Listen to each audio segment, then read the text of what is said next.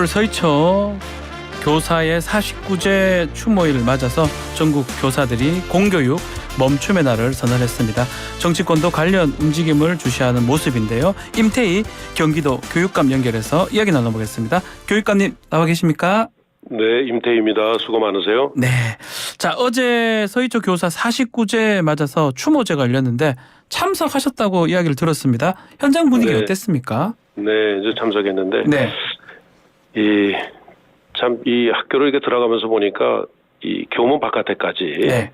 그 줄을 서서 이제 그 추모를 하려고 이렇게 그 줄이 참 길더라고요. 예. 그래서 저희는 이제 그 줄을 지나서 그 행사 장소에 들어갔는데 참 그 비통한 분위기는 뭐 이루 표현할 수가 없었습니다. 예. 여러 가지 동료들도 그렇고 가족들도 그렇고 그 함께한 이 모든 분들이 참 여러 가지 안타깝게 생각하면서 저 자신도 네. 참 마음이 무겁고 어떻게 사태가 이런 상황이 이르기까지 참 제대로 대처를 못했나 하는 생각에 저 당국자 대표로서 네. 면목도 없고 참 깊이 반성하면서 네. 어제 추모식 참석을 했습니다. 자, 또 그젠가요? 용인에서 한 고등학교 교사도 숨졌어요. 기사를 보면 학부모가 요청해서 교육청에 감사를 받고 있었다 이렇게 얘기를 하고 있던데요. 예, 저도 어제 그 장례식장에 예. 그 가족들을 만나고 조문을 다녀왔어요. 아, 다녀오셨군요. 예. 근데 보니까 이 선생님이 평소에 아마 이렇게 좀 그러니까 구체적으로는 좀 몸이 좀 안 좋으신 상태였던 것 같아요. 예. 그래서 체육 시간에 조금 자리를 잠깐 빈 사이에 이제 그런 사고가 났는데. 뭐 공을 던지다가 뭐 맞았다고 하더라고요. 예. 그러니까 아마 그 고등학생이니까 남학생이 발로 차는 거에 맞으면은 충격이 있죠. 그래서 네. 아마 여학생이 상당히 좀 다친 꽤 다친 그런 사고가 났습니다. 근데 그거는 그런 사고가 나면 그 다친 여학생의 가족 입장에서는 당연히 문제 제기할 수 있고 그럼 학교에서도 경위를 좀 이제 파악을 해야 되는데 네. 이게 그 아마 그 감사를 요청하고 아하. 또 그 경찰에 저기 한 것 같아요. 고발을 한 것 같습니다. 그러다 보면 그 교육청 감사관실에서도 그렇고 이건 당연히 조사를 해야 되고 왜냐하면 한쪽에 요청이 있으니까 또 경찰에서도 조사를 해야 되죠. 근데 그 과정에서 그런 경험이 없는 경우에는 되게 참 스트레스도 많고 힘들죠. 그리고 그 학생을 다치게 한 거 또 본인이 이 수업을 잠시 비운 거 아팠지만 하는 것 때문에 굉장히 마음이 힘들고 뭐 그러셨다고 그래요. 네. 그 유가족께서 어제 그런 정황을 말씀하시는데 이게 조사를 하는 과정이 너무너무 힘들고 또 이 교사로서 참 어떻게 보면 학생이 잠시 비운 사이에 크게 다친 거에 대해서 좀 자책감도 있고 그러면서 좀 힘들어하시면서 일이 좀 일어난 것 같습니다.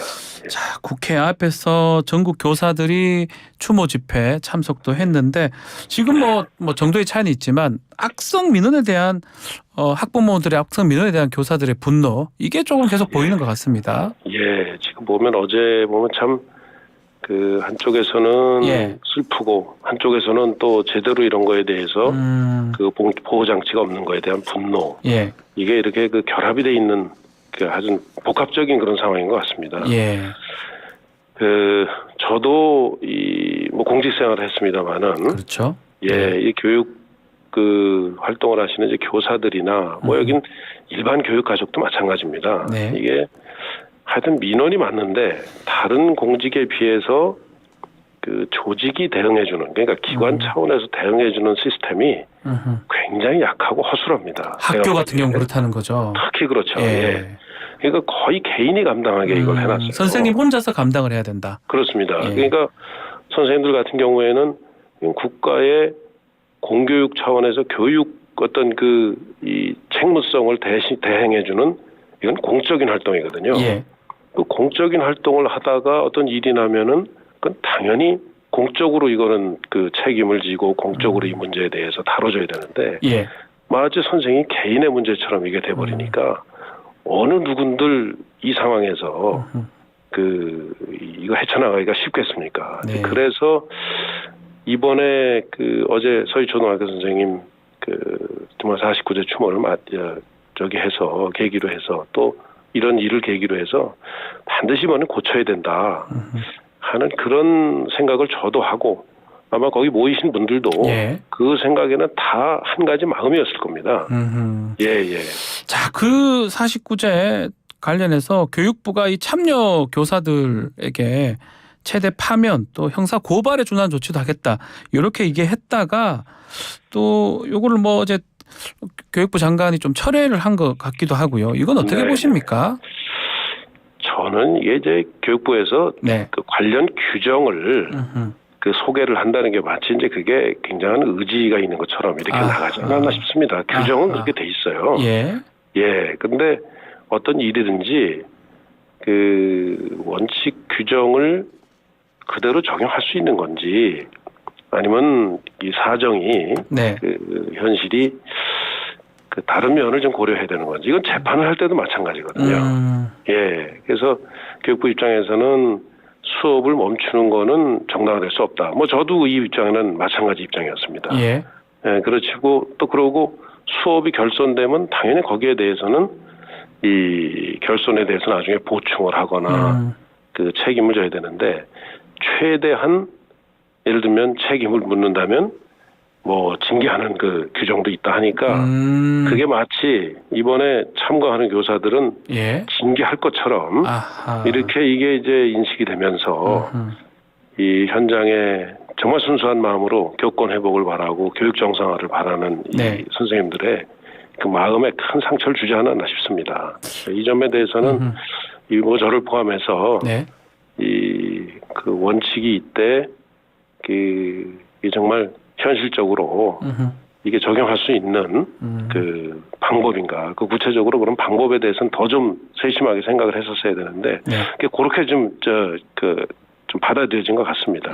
아마 어제 밤에 국회에서 예결위에 교육부 장관께서 참여를 하셔서 답변하는 과정에서 답변에서 보면 추모 집회 장관 교사 징계할 일 없을 것이다. 이렇게 얘기를 하셨다고 그러는데 법적으로 따져봐야 할 사항이 있겠지만이라고도 덧붙이긴 했는데 그 의미는 뭘까요? 규정 말씀을 하시는 건가요, 그냥? 그게 이제 법적인 문제는 예를 들어서 수업을 결손시키려면은 그 과정이 다 있어야 됩니다. 왜냐하면 학부모들의 동의도 필요하고. 그렇죠. 근데 이게 이제 여기에 어제 가령 수업 결손이 일어난 게 가령 규정 범위 내에서 규정을 좀 최대한 이용한 건지 정말 알면서도 아주 악의적으로 뭘 이렇게 한 건지 이거 정말 그런 상황들을 한번 살펴보겠다는 뜻으로 저는 이해를 했습니다. 살펴보는 것이다. 또 여당에서 이번에 추모 집회에 대해서 전교조 얘기를 좀 하는 것 같습니다. 강민국 수석 대변인인데요. 특정 단체로 인해서 교육 현장이 정치 투쟁에 변했다. 특정 단체 언급을 했거든요. 이 부분 어떻게 보십니까? 제가 보기에 이제 그동안에 이 사태는 굉장히 좀 학교에 여러 가지 문제가 누적되고 이제 정말 쌓일 만큼 굉장히 쌓여서 이번에 터져 나온 거로 좀 봅니다. 그럼 그 과정을 돌이켜 보면 이제 과거에는 예를 들면 교권이 거의 절대적으로 아주 강했던 시절 있죠. 권위주의 시대는 그랬습니다. 저도 학교 다닐 때 보면 이유 없이 맞는 경우도 있고 저도 많이 맞았습니다. 그러니까 그런 거에서 이제 학생들도 존중받아야 된다. 학생 인권도 존중해야 된다 하는 차원에 저는 그거는 필요했다고 봅니다. 필요했다고 보는데 그게 이제 지나쳐버린 거죠. 지나쳐버려서 이 선생님들이 도대체 교육 활동을 정상적으로 할 수 없을 정도까지 지금 이게 쌓여져 버린 거죠. 근데 문제는 뭐냐면 거의 대부분의 학부모, 교사, 학생들은 문제가 없습니다. 문제가 없는데 이제 그러한 어떤 규정이나 이런 문제 때문에 그거를 과도하게 악용하거나 이 자녀를 가진 학부모 입장에서 정말 과도하게 대응할 때 사실은 선생님 상처받을 수밖에 없거든요. 이제 그런 일들이 지금 이제 최근에 서희초등학교뿐만이 아니라 용인 기흥에서 난 사고도 그렇고 전부 이런 이 문제들이 이제 터져 나오는 것 같습니다. 그래서 이 문제는 이번 계기로 해서 하여튼 최대한도로 그 제도로서 바꿀 건 제도로 바꾸고 네. 또 이제 그거에 대한 근거가 되는 법령들도 정비하고 이제 각 당국이 다 그걸 그렇게 움직이고 있죠. 네. 네. 우리 교육감님께서 이번 교권 이슈 커지기 전에 학생 인권 조례 개정을 추진을 하셨습니다. 이 특별한 이유가 있었을까요? 예, 저는 그 제가 이 교육감 취임하기 전에 그 선거 과정에서 많은 그 교육 현장의 목소리를 들을 때 지금과 같은 이 교권의 상황, 교권이 도대체 교육을 제대로 시킬 수 없는 이런 상황에서는 이건 한국의 교육에 미래가 없다 하는 생각을 했습니다. 그래서 취임하자마자 그 문제가 어디서부터 비롯된 건가, 또 우리가 좀 균형을 잡아야 될 부분은 없는가, 이런 부분들을 고민하면서 저희 그 교육청 우리 이제 공무원들하고 또 우리 선생님들하고 해서 이거는 학생 인권 조례, 교권 조례, 여러 가지 최근에 좀 이슈되는 법 이런 것들을 다 좀 이 재정비를 해야 된다 하는 결론에서 계속 저희는 준비를 해왔습니다. 이미 조금 예측을 좀 하셨다고 봐도 되네요. 그렇습니다. 작년부터 준비를 해서 이번에 이런 일이 났을 때 그 준비된 상황을 저희들이 좀 발표도 하고 또 빨리 입법화를 할 거는 굉장히 시간이 많이 걸리잖아요. 법 고치는. 그래서 이제 여야정 그 사자 회담도 제가 이제 국회 경험이 있기 때문에 그렇게 해서 조금 빠른 입법화를 좀 이렇게 할 수 있도록 건의도 하고 이렇게 된 거죠. 여야정 그리고 교육감 사자 협의체인데요. 협의체죠. 이게 성과가 좀 있었습니까? 저는 아마 이 협의체가 가동이 안 됐다면 지금 제가 볼 때 소위원회에서 이 법안이 통과되는 거는 거의 불가능했을 겁니다. 우리 지금 사입법 지금 올라와 있죠. 그렇죠. 이 입법 절차가 그래서 여야정 이 협의를 통해서 국회 그러니까 상임위에 이렇게 그 소위 계류돼 있는 법안이 많지 않겠습니까? 많죠. 그 순서를 완전히 무시하고 이 법부터 우선 통과시킨 거예요. 그러니까 저는 국회도 굉장한 노력을 했다고 봅니다. 국회 상임위 그 해당 상임 교육위원장이나 김철민 위원장이나 거기 이제 두 분 간사님이 여야 간사님이 계신데 이 회의를 통해서 굉장히 그 노력을 해서 결국은 지금 이 소위원회 통과가 됐고 이제 그 전체 회의 통과되면 그때부터는 법사위 통해서 바로 입법하는 이제 완성이 되는 거거든요. 조금 지금 중간에 좀 여러 가지 이견 부분들이 조금 있어서 아직은 이 마무리가 안 됐는데 저는 아마 어제 그런 분위기, 이 분위기가 이걸 굉장히 빨리 입법화하는데 큰 역할을 할 것으로 생각합니다. 자, 그 인권조례에서 학생 인권을 보장하지만 동시에 스스로 행동에 책임을 져야 된다. 이거는 정확하게 어떻게 이해하면 좋을까요? 저는 이렇게 봅니다. 누구나 인권이 있고 누구나 권리가 있습니다. 또 자유가 있고요. 그렇죠. 그러나 그 인권, 권리, 자유는 한계가 있어야 됩니다. 한계가. 왜? 다른 사람의 인권, 다른 사람의 자유, 다른 사람의 권리를 침해해서는 안 되거든요.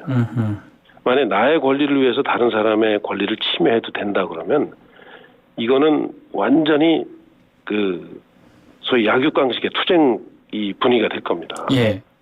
저는 지금 학생 인권 조례가 그런 면에서 조금 균형이 필요하다고 생각했습니다. 그래서 적어도 학생 개인의 그러니까 우리가 얘기하는 건 학생 개인의 인권, 권리, 자유 다 중요하지만 그 개인이 다른 사람이나 함께 하고 있는 선생님의 권리나 자유나 또 이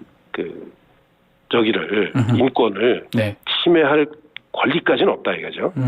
권리와 자유까지는 없다. 그렇죠. 그래서 거기에 이제 균형이 필요한 겁니다. 그래서 그래서 학생이 교사나 다른 학생들의 인권이나 권리나 그 자유를 침해할 경우에는 이거는 책임을 지도록 이제 관련 법칙이나 학칙에 이 규정을 해주는 게 맞다. 그래서 이 학생 인권 조례도 그런 방향으로. 그래서 원래 지금은 학생 인권 조례거든요.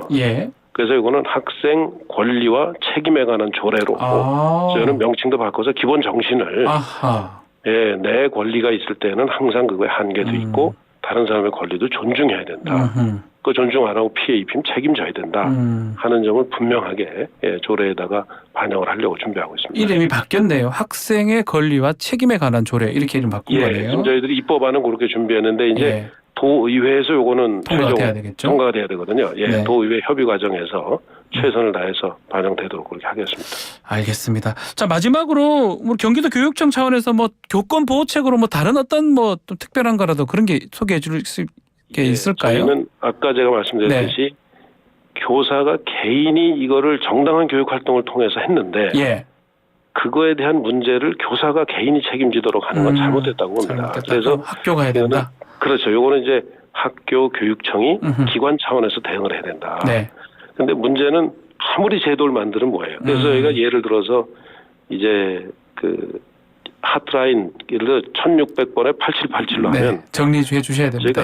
그렇습니다. 빨리 이제 대응할 수 있고 SOS 법률 지원단도 구성하고 문제가 있을 때 분리교육을 시킬 수 있도록 또 다짐 조치를 해놨는데 알겠습니다. 선생님들이 이거 활용하셔야 되거든요. 활용하시도록 제 소개를 좀 더 해주시면 싶어요. 이 제도들에 대해서 빨리 공유하셔서 이제 혼자 감당하지 말고 이렇게 활용하시라 이거죠. 알겠습니다. 자, 오늘 말씀 여기까지 듣겠습니다. 감사합니다. 네, 감사합니다. 임태희 경기도 교육감과 함께했습니다.